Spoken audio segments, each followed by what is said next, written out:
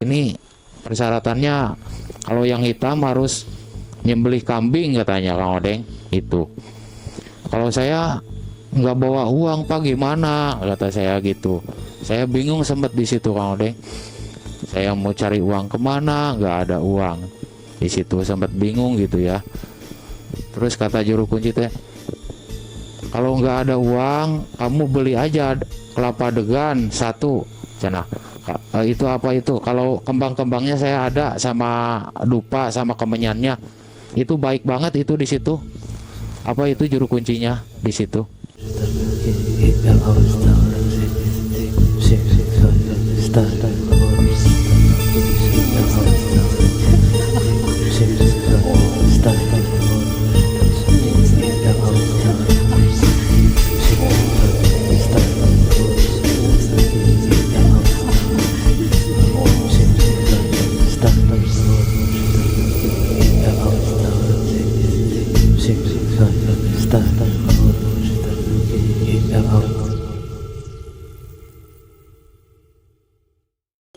Sobat Ekspedisi Kang Odeng, pada kesempatan kali ini kita kedatangan tamu dari Tangerang. Jauh-jauh dari Tangerang, ingin mengisahkan kisahnya yang pernah mencari pesugihan sampai 10 tempat. Kita sambut narasumber kita. Assalamualaikum Mas Yadi. Waalaikumsalam Kang Odeng. Gimana kabarnya Mas? Alhamdulillah sehat Kang Odeng. Alhamdulillah. Berapa hari perjalanan Tangerang ke Banyuwangi ini Mas? Dari kemarin Kang Odeng jam 4 sore saya berangkat dari sekitaran sehari semalam itu. Sehari semalam nyampe ke sini ke sini tempatnya Kang Odeng. Masya Allah. Itu awal ceritanya gimana Mas Yadi? Dan tahun berapa kok sampai Mas Yadi ini nekat mencari pesugihan kayak gitu? Awal ceritanya usaha saya mengalami mengalami kebangkrutan gitu Kang Odeng.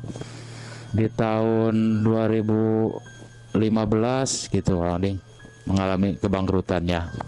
Terus mobil saya yang buat ngampas gitu keluar kota ya, tiga itu dijual satu persatu, akhirnya habis terjual semua. Terus rumah saya juga yang digadekan ke bank sama ke rentenir juga itu diambil semua sama bank sama rentenir Kang Odeng, dua-duanya. Terus saya dari situ Kang Odeng sempat bingung juga mau kemana gitu, mau ngontrak juga saya nggak punya uang di situ, mau cari kontrakan. Terus saya cari-cari kontrakan, untungnya ada yang baik itu yang punya kontrakan Kang Odeng. Sebulannya itu berapa? 400.000 itu satu kamar. Saya di situ nanti kata saya teh bayarnya habis saya usaha gitu 2 mingguan lah. Saya bayar 400.000 gitu. Nah setelah di situ saya cari-cari informasi buat ke Gunung Padang Kang Odeng, yang di tempat saya itu tempat Ziarah lah ya. tempat Jaroh ya itu. Saya di situ seminggu kadang 3 kali di situ Jaroh. Saya di situ terus ketemu sama orang luar kota yang dari dalam kota juga ada di situ, sempat ngobrol-ngobrol juga di situ Kang Odeng. Terus saya dikasih tahu tempat di mana yang adanya pesugihan gitu Kang Odeng. Saya di situ katanya saya dikasih alamat yang detail di situ sama orang yang dari luar kota itu ya. Nggak tahu siapa namanya itu, lupa lagi saya juga. Dari situ saya dikasih alamat yang detail ke daerah Jawa Tengah gitu, tempat pesugihan ke Gunung Serandil sama ke Gua Nogorojo gitu Kang Odeng. Nah saya setelah di situ saya mengucapkan terima kasih sama orang itu. Saya di situ masih kerja serabutan kan Kang Odeng itu di situ saya cari-cari uang gitu. Saya disuruh nyetir sama tetangga saya itu yang punya konveksi Kang Odeng, disuruh nyetir ke Jakarta, satu rit itu dikasih saya 100.000. Saya dibagi dua sama resiko di rumah gitu ya, terus dikumpulin sampai saya dapat uang buat mencari pesugihan itu. Saya berapa bulan itu, berapa tahun ya, di situ saya baru punya uang buat ongkos gitu ya.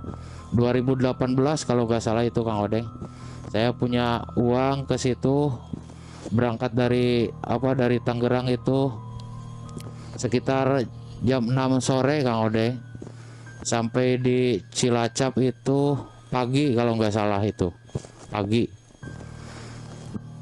Dari situ saya keliling-keliling dulu gitu, mencari juru kunci ya, di situ gitu, sampai akhirnya ketemu itu juru kunci di situ Kang Odeng. Saya dikasih sarana-sarana buat kalau ritual di sini, katanya harus beli umbu rampe, terus beli sasaji lah gitu. Apa aja opor rampenya itu Pak? Itu ada kembang setaman katanya, terus kelapa degan, terus dupa, terus kemenyan gitu Kang Odeng. Itu di gunung apa tadi Pak? Di Gunung Serandil Kang Odeng. Gunung Serandil ya? Iya. Itu, nah dari situ saya ngasih uangnya aja di situ, saya terima beres aja ke juru kuncinya di situ. Nah kata juru kunci itu, nanti kamu jam 9 masuk ya, katanya. Jam 9 ritual gitu katanya.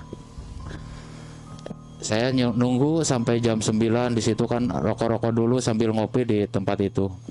Di luar area itu ya, di luar tempat itu. Di tempat keramat itu.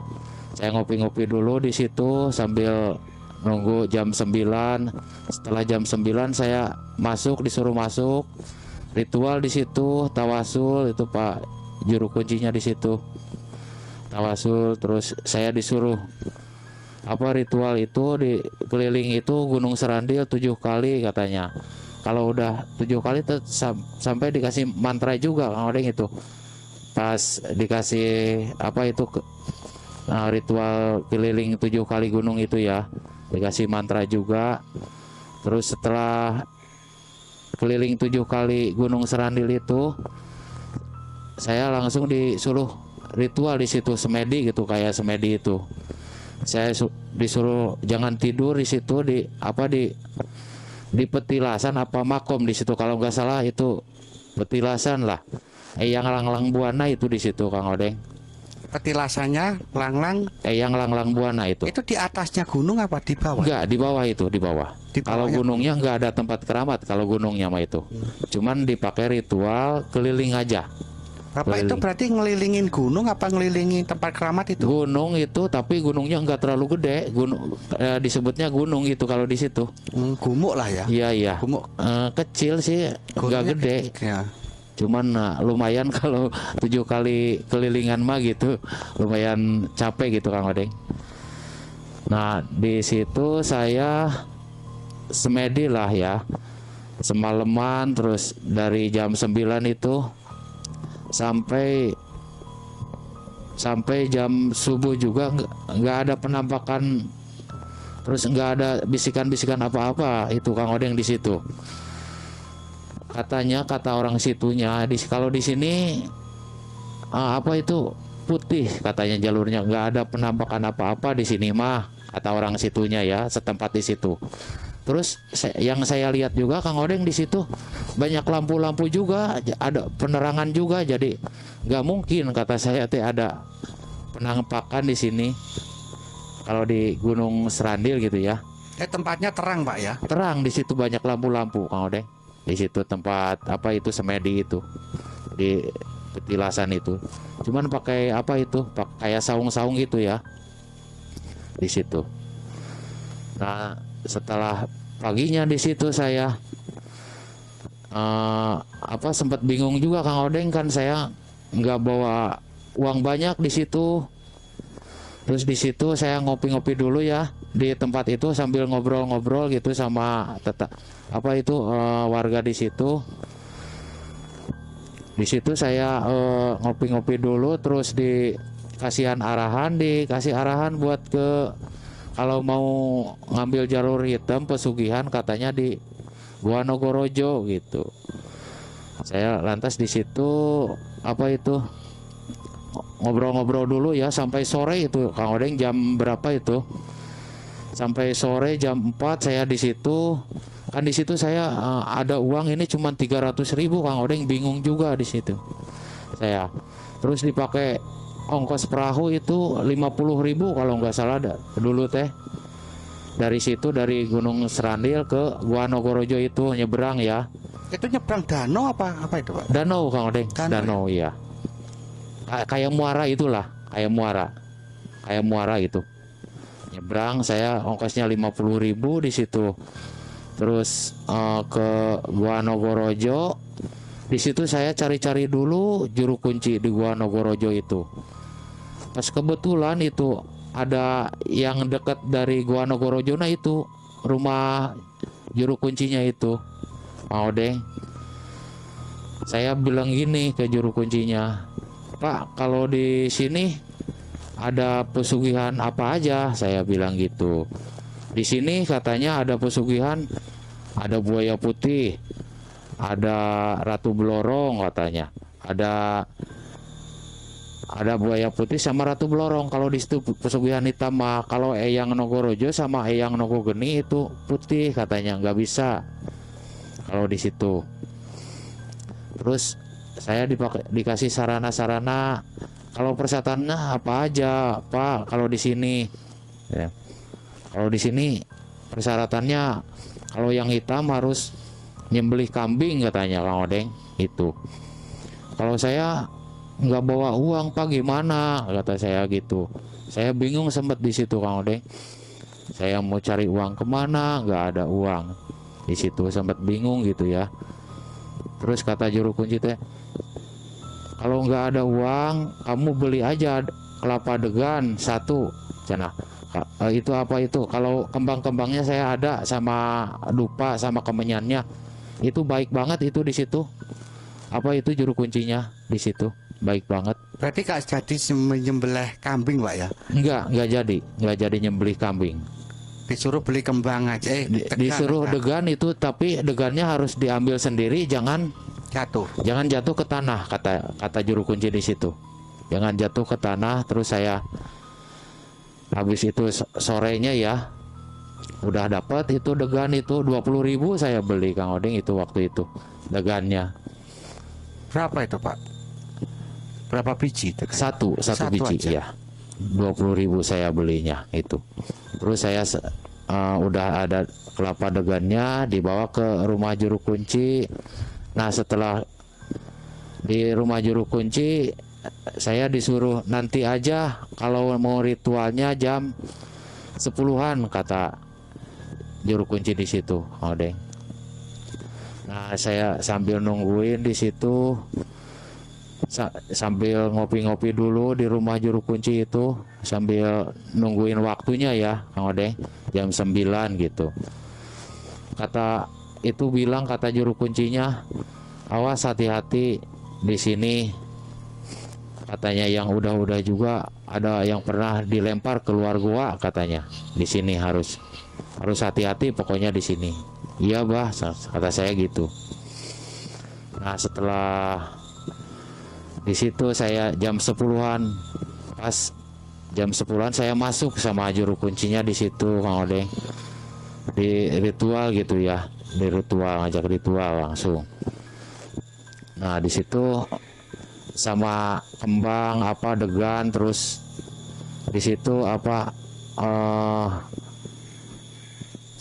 dupa kayak itu kemenyan gitu ya, di situ ada komplit. Cuman yang enggak itu menyembelih kambing itu enggak. Karena Bapak nggak punya uang itu. Iya, karena saya nggak punya uang gitu di situ. Nah di situ setelah udah disiapkan umbur rampenya, udah ritual gitu sama juru kuncinya, saya ditinggal sendirian di situ sampai jam jam 11, jam 12 belum ada bisikan atau suara apa-apa, belum ada di situ Kang Odeng. Pas jam 1 lebih 10 menitan lah, jam setengah 2-an lah kurang lebih gitu Kang Odeng ya. Di situ mulai ada angin gitu ya. Angin gede banget, angin di situ. Terus ada yang jalan ngelilingi saya, duk duk gitu ya.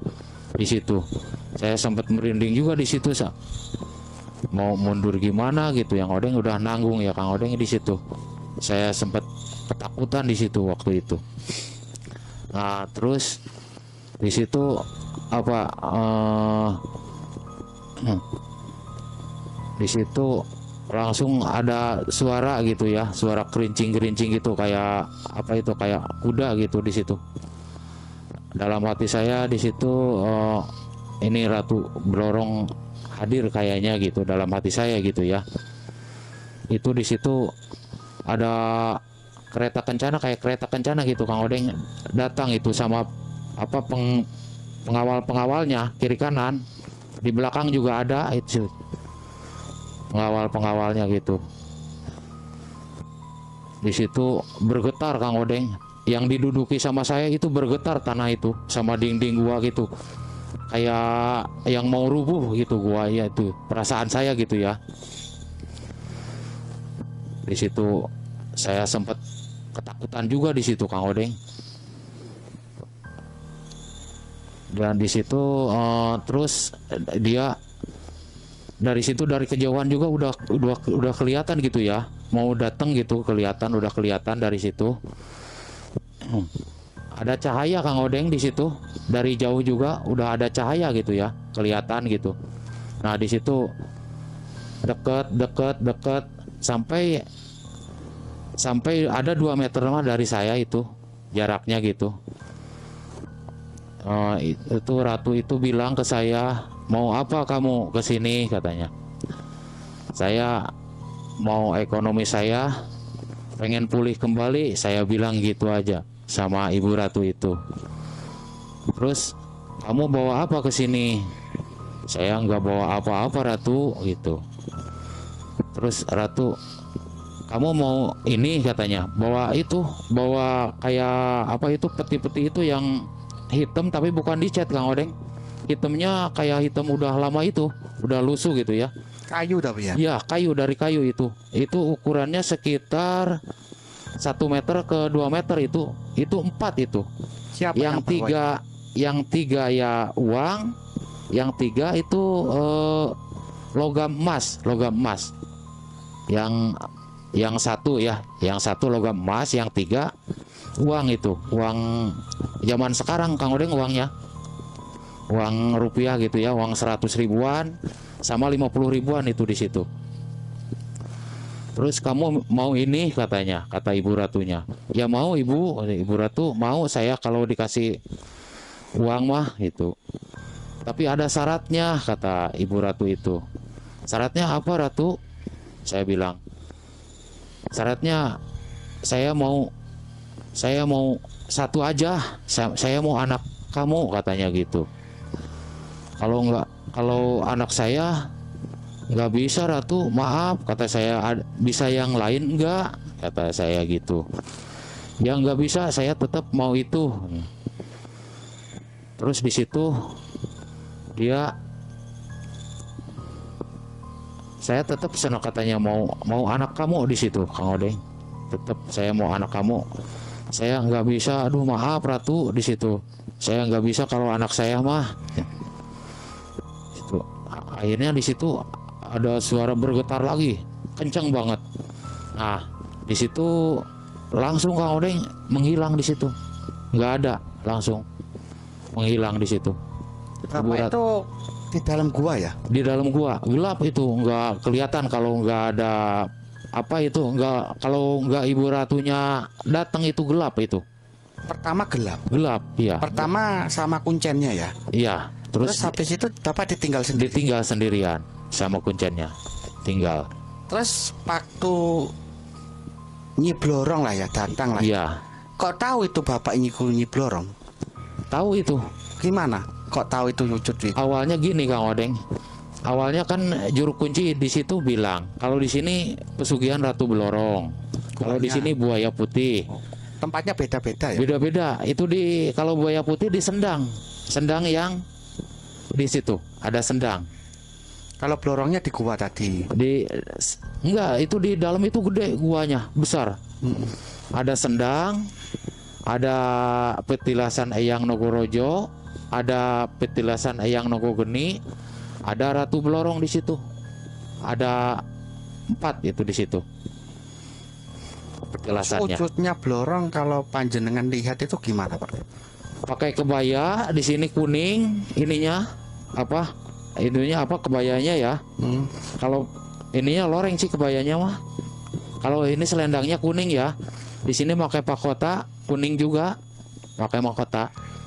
Itu full manusia apa setengah? Full di situ manusia. Full manusia. Iya, full. Usianya sekitar berapa? Masih muda sekitaran 21 tahun kalau saya lihat. Masih muda banget. Masih muda. Cantik di situ Kang Odeng, nggak ada ya. Ya kalau di alam kita mah di alam nyata nggak ada sih yang secantik itu. Nggak ada. Terus waktu dia datang awal mulanya itu cahaya ya? Iya, Terus cahaya. yang membawa uang dan emas tadi pengawalnya apa? Pengawalnya itu. Dia bawa Pengawalnya. pengawal berapa itu Pak? Yang di kiri ada 2, yang di kanan 2, yang di belakang 1 itu Kang. Berarti 5. 5 ya. Sesosok pengawalnya itu gimana gambarannya? Pengawalnya itu kayak pakai baju hitam semua itu. Pakai baju hitam. Ya tinggi besar itu orangnya. Orangnya tinggi besar, pakai apa itu? Kayak budeng-budeng itu apa ya? Maksudnya Di apa? kepalanya. Kepalanya itu pakai hitam juga. Pakai apa udeng apa itu ya? Deng. Iya, di apa itu kayak Kejawen itu ya. iya. Samping kayak samping itu ah. Tapi bajunya semuanya hitam. Hitam semua itu situ. Kayak pangsi lah kalau di zaman sekarang mah ya. Pangsi itu. Terus yang bawa emas dan bawa uang tadi yang di samping-samping ya. Iya, yang di samping kan itu 4 semuanya. Yang di samping terus yang di belakang juga bawa digotong. Uang Bawanya apa petinya itu digotong digotong sama dia. pengawalnya itu. Iya. Pengawalnya tadi 5 katanya. 5 ya. Itu gotong itu peti semua ya. Enggak, yang di belakang mah cuman 1 di gini aja. Itu emas itu yang di belakang mah. Oh yang di belakang emas ya. Iya, di gini. Bawa emas tadi ya. Iya. Terus Bapak itu memang benar-benar diperlihatkan. Iya, diperlihatkan itu. Itu real, itu uang nyata itu Kang Odeng, saya pegang gini juga. Oh sempat dipegang juga. Iya, sempat pegang. Terus Bapak itu keadaan Nyi Blorong tadi datang. Iya. Bapak itu keadaan sadar apa keadaan setengah nggak sadar apakah di dalam mimpi Pak? Sadar itu mah. Sadar emang. Sadar itu mah. Benar-benar itu di alam manusia ya. Di alam nyata, iya. Di alam manusia ya. Iya, di alam Bukan di manusia. alam gaib lah ya. Bukan di alam gaib. Itu mah sadar, masih sadar saya. Belum ngantuk itu waktu itu. Nggak tertidur lah ya. Enggak tertidur itu. Berarti keadaan sadar Bapak Sadar. pegang uang itu Iya. juga terasa. Terasa itu.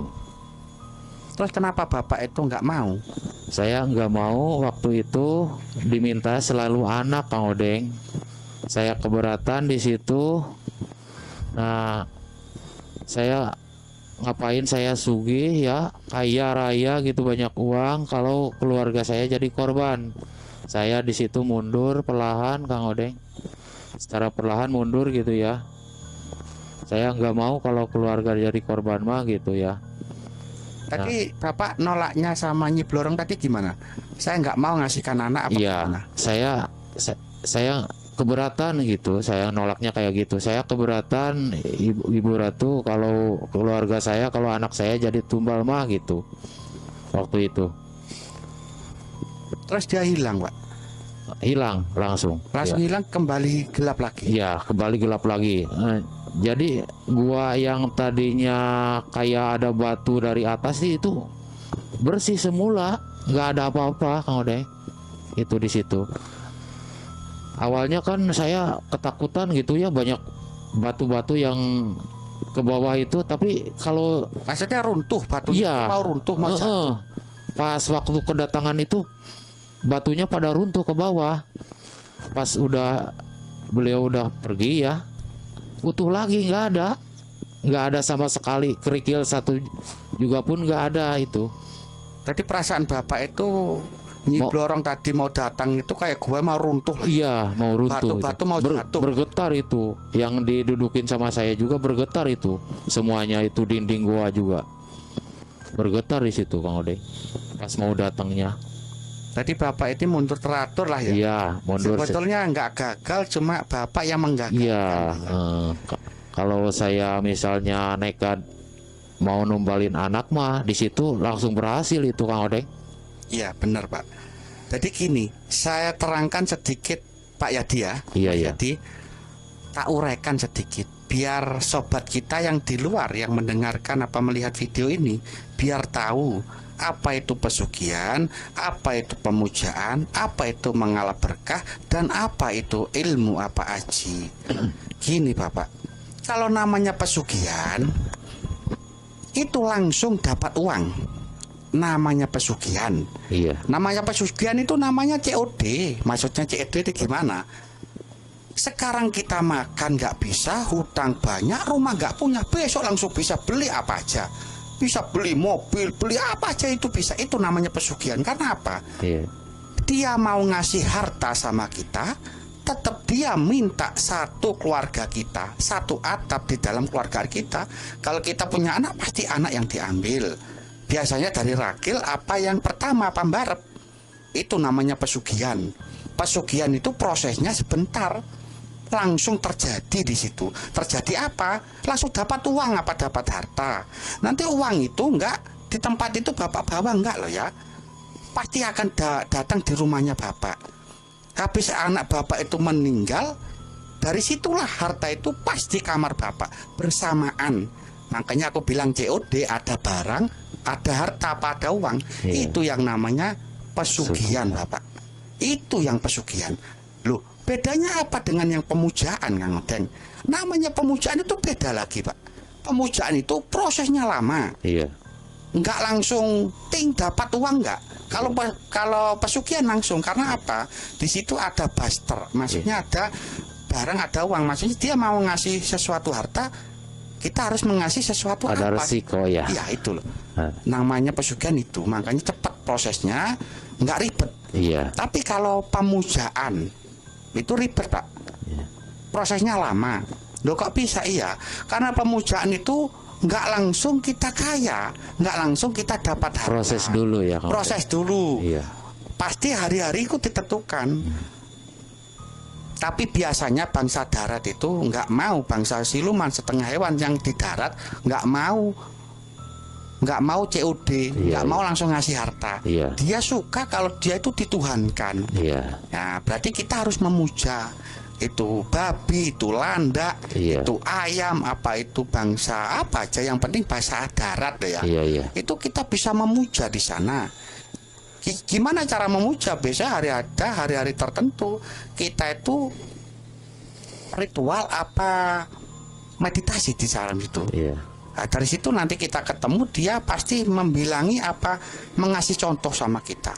Kalau kamu pingin kaya raya, apa kamu pingin kecukupan di dalam dunia ini, ikuti omongan saya, tuhankan saya. Iya. Pasti dia bilang kayak gini, hei sang goib, sang pemberi, engkaulah Tuhanku, hidup dan matiku kuserahkan padamu.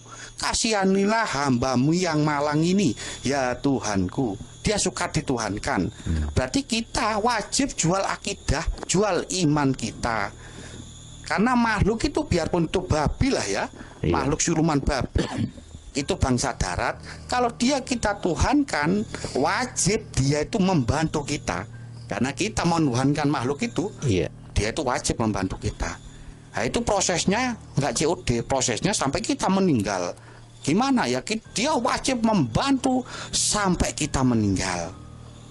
Dia nggak bisa ngasih harta langsung, biasanya dalam objek usaha kita apa aja dibantu. Di bidang apa aja bantu. Iya. Kita jadi saudagar, jadi pedagang apa aja dibantu semuanya sama makhluk itu. Iya. Tapi kalau pesugihan yang Bapak ritual tadi, Iya. itu bukan pemujaan, namanya pesugihan. Pesugihan. Ada harta, ya kita harus berkorban juga. Iya. Karena dia sudah mengeluarkan hartanya. Kita juga berkorban apa yang kita miliki. Wong kita nggak punya harta, punyanya cuma keluarga. Ya itu kita kasihkan, kita kaya nanti, Pak. Itu namanya pesugihan dan pemujaan itu beda. Beda ya, Kang Odeng? Beda. Terus mengalah berkah itu beda lagi. Beda Bapak. lagi ya. Makanya orang itu semuanya itu jadi bahasa umum, kirain semua itu namanya pesugihan. Iya. Beda-beda. Kalau ngalap berkah itu gimana? Kalau ngalap berkah itu nggak mungkin di situ ada tumbal. Iya. Kalau ngalap berkah bisa di tempat-tempat Gunung Kawi, Gunung Kemukus, di mana aja ya, kayak di Jawa Tengah itu banyak juga. Iya. Tapi minimal di situ kalau ngalap berkah, jenis ngalap berkah, biarpun kandang bubra itu ngalap berkah, Pak. Iya. Di situ tidak ada namanya tumbal. Di situ. Tapi harus digaris bawahi. Di situ pasti garis keturunan kita kalau nggak stres, Oh gitu pasti ya. cacat. Oh di situ Tapi ya. tidak meninggal. Manusia itu harus punya tanda. Biarpun di Gunung Kawi, Bapak. Di Gunung Kawi orang kalau sudah kaya di sana, lihat. Kalau dia datang ke situ pasti anaknya ada yang cacat. Iya. Ada kakinya kadang nggak bisa jalan, ada yang oon itu maksudnya udah besar tapi sifatnya masih anak-anak. Iya. Oon lah ya. Kayak gitu. Itulah tanda berarti dia mencari di sana, Pak. Itu untuk mengalah berkah. Mati enggak tapi cacat dan stres itu wajib. Iya, iya. Itu jelas. Terus dengan aji itu beda lagi. Itu beda lagi. Prosesnya beda. Kayak dulu namanya uang kembali itu apa pesugihan, sebetulnya enggak. Itulah ilmu, itulah aji. Iya. Tapi ada dua versi, ada yang dari laut selatan itu ada juga. Tapi di sana nanti juga ditimbulkan tumbal. Iya. Tapi kalau aji tidak ada tumbal, Iya. tapi prosesnya lama. Lama. Enggak instan gitu loh, Pak. Ya. Kalau yang instan, ya mari kita buktikan. Kalau yang mau yang instan, kalau panjenengan siap, matikan rasa, matikan semua yang iba dalam hati kita, matikan pikiran, jangan mikirkan apa-apa selain mikirkan harta. Yang penting saya kaya, yang penting saya kaya, banyak harta, banyak uang. Udah, yang lain gak usah dipikirkan. Pasti, saya pastikan pasti kaya. Kalau orang sekarang itu beda, Bapak. Iya. Kalau orang zaman dahulu itu orang mencari pesugihan ya pasti kaya. Karena apa? Nggak memikirkan aneh-aneh. Yang penting dapat uang udah. Kalau sekarang enggak. Kalau sekarang punya anak dua, mau diminta satu jangan. Tapi mintanya dia uang, harta, tapi nggak mau ngasih apa-apa. Iya. Mana ada kecocokan di situ? Nggak mungkin ada kecocokan dan nggak mungkin bisa berhasil juga. Itulah makanya sobatku dimanapun Anda berada, jangan memikirkan sesuatu pesugihan. Kalau kamu nggak berani menanggung risiko, janganlah. Nanti ngabis-ngabisin modal, ngabis-ngabisin uang, ngabis-ngabisin tenaga. Kita sudah punya pikiran untuk mencari pesugihan itu ada syirik. Udah nggak bener gitu loh. Tapi kalau menjadi manusia itu jangan sampai semi. Semi itu apa? Nanggung. Iya. Kalau jadi jelek hitam sekalian. Iya. Kalau jadi putih sekalian. Jangan nanggung gitu loh. Mau mencari pesugihan tapi nggak mau menumbalkan keluarga kita, ya nanggung. Nanggung. Ya. Nanggung. Gimana nanti Bapak itu prosesnya sampai di ujung langit nggak akan berhasil. Loh kok kenapa? Ribet banget. Kalau kita pengen jadi hamba di makhluk kayak gitu ya juga punya seleksi, Pak. Iya, iya. Makhluk itu nggak semudah orang itu diangkat jadi hambanya. Iya. Kalau kita mau memuja nggak semudah itu. Tapi kalau kita mau COD pesugihan tadi pasti diterima. Iya. Karena tumbalnya bukan kita, tumbalnya tetap anak-anak kita. Iya. Kalau kita masih remaja, apa kita masih berjaka, tetap orang tua kita, Bapak. Ya. Iya. Ya, itu sobat ya. Ini kisah dari Pak Yadi ya, Pak Mas Yadi dari Tangerang. Kita ambil hikmah dan inti ceritanya ya sobat ya. Yang penting kita tahu aja, jangan ikut-ikuti jejak-jejak yang kurang bener. Makanya saya sering mengungkapkan, saya sering ceritakan, jadi manusia gak usah nanggung. Buruk-buruk sekalian, hitam-hitam sekalian, putih-putih sekalian, jangan semi. Sekarang hitam nanti carinya yang putih. Nggak jalur, nggak jadi ya itu ya. Yang penting semua cerita-cerita yang kita sajikan pada saudaraku semuanya, ini kisah nyata Dan kita nggak pernah nyuruh narasumber kita menambah-nambah cerita. Kita juga nggak mau mengurang-urangi apa adanya saat cerita. Makanya kita kasih di situ tulisan kisah nyata.